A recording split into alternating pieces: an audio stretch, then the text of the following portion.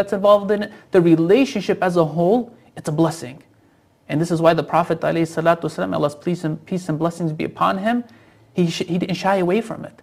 But on the contrary, it is considered in Islam one of the points of perfection in manhood to marry and to take it seriously and to really look to be the best that you can be for that person. And not to manipulate them, pardon me, but to help them to enjoy life and to find the happiness that's in this world that's going to be a remembrance, a calling point, an attraction for what Allah has prepared in paradise in the hereafter.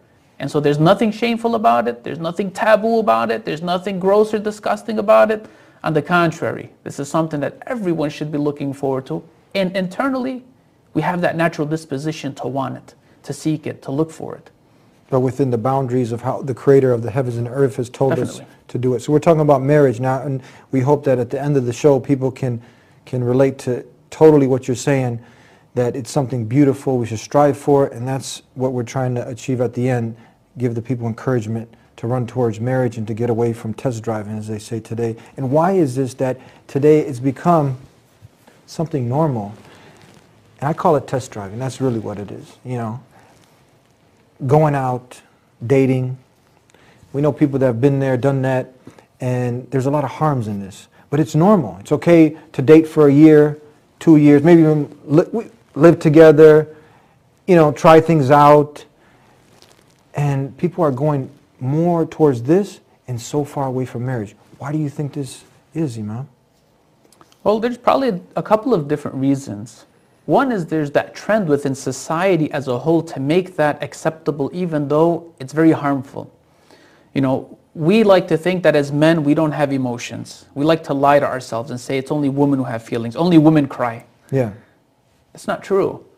And so we think that by having these opportunities without having to actually commit, because at the end of it, if you can have your fun and not have to commit to someone and walk away from it, why not? Mm-hmm. Why have to have any type of a special obligation to the person to really be concerned for them?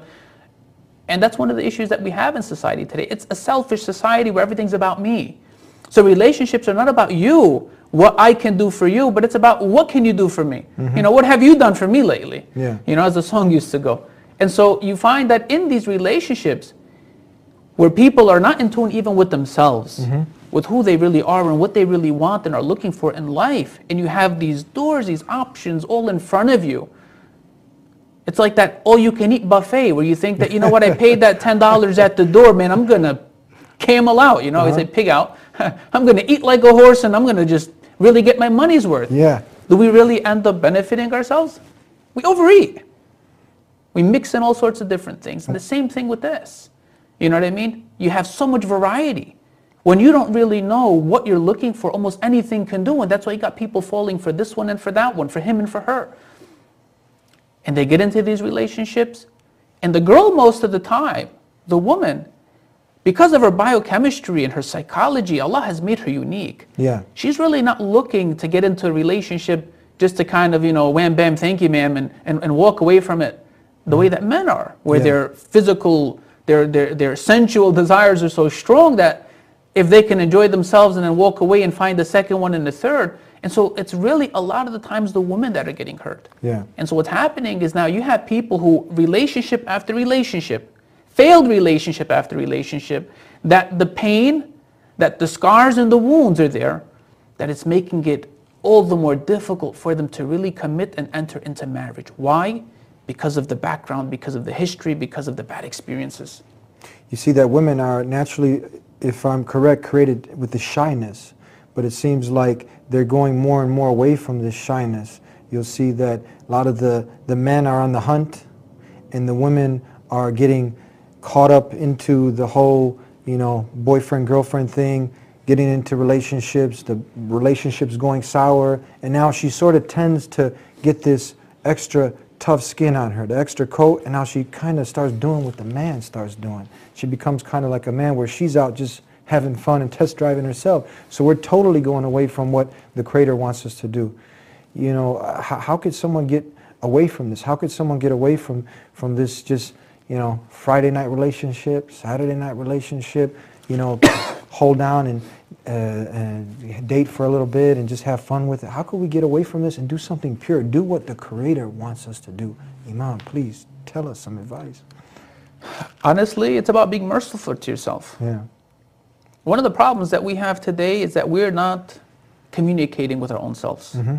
We are so out of touch with ourselves that we don't really even know who the person is that is within this body, this physical form that we have. Yeah. And so when you don't really know who you are, what you are, what's important to you, what makes you who you are, how could you respect yourself? How could you handle yourself with care? How could you look after what's really your best interest? It's hard. So we need to be in touch with ourselves. We need to be merciful to ourselves. Let both of the men and the women look to see what is it that they're really searching for in life. What is it that they're really seeking in these relationships that are not giving them the results that they're looking for? And the problem is if they don't have that in-tuneness with themselves, they're going to continuously go into another relationship blindly and still walk out of it hurt without finding anything. Mm-hmm. And so this is why when it comes to this aspect of what you're looking for, you have to begin with yourself. You have to be able to describe yourself. What am I? Who am I? What are some of the best qualities that I could say about myself? That I'm loving, that I'm compassionate, that I care for others, that I have integrity, that I have a great personality, I'm humorous, I could also be serious, that I'm disciplined. And what am I looking for then? When you have an idea of who you are and what you are, then you can look at the other person and say, you know what, these are the things that are most important for me in that person, that woman, or that man.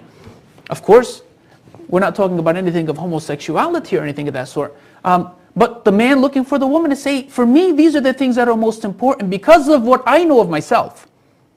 Because I know who I am and what I am, and the things that are most important to me, I can now relate to say that these are the qualities, this is the person that I would want to marry. And have a list. To be able to say that, for example, I want a person who loves God. I want a person who respects themselves. I want a person who's caring, who's compassionate, a person who loves others, a person who loves to spend time with other people, someone who also takes their mind seriously. It's not just about the body. Someone who wants to have a family, who loves children, someone who enjoys the outdoors, to have these things. And so now, when that opportunity does come to meet, you have something that you're going by. That if these most major and important points that you have, if they're up in your mind, or even better that you have them in written form, that you can now look to enter into this relationship in a controlled fashion. Why? So that you don't end up hurting yourself over and over again. You don't give yourself that emotional opportunity to get attached and then be hurt and let down all over again. And so when you're going through this and say, let's find out a little bit about you, and the person says, oh yeah, for example, I hate the outdoors. I love being locked up inside four walls all day. And children, who needs them? If those are things that are contrary to what you find to be so important, you can tell yourself right then and there, look, I don't think that this is going to be a relationship that'll work out. Thank you. And it minimizes and it prevents, and this is the beauty of Islam, it prevents undue, unnecessary harm.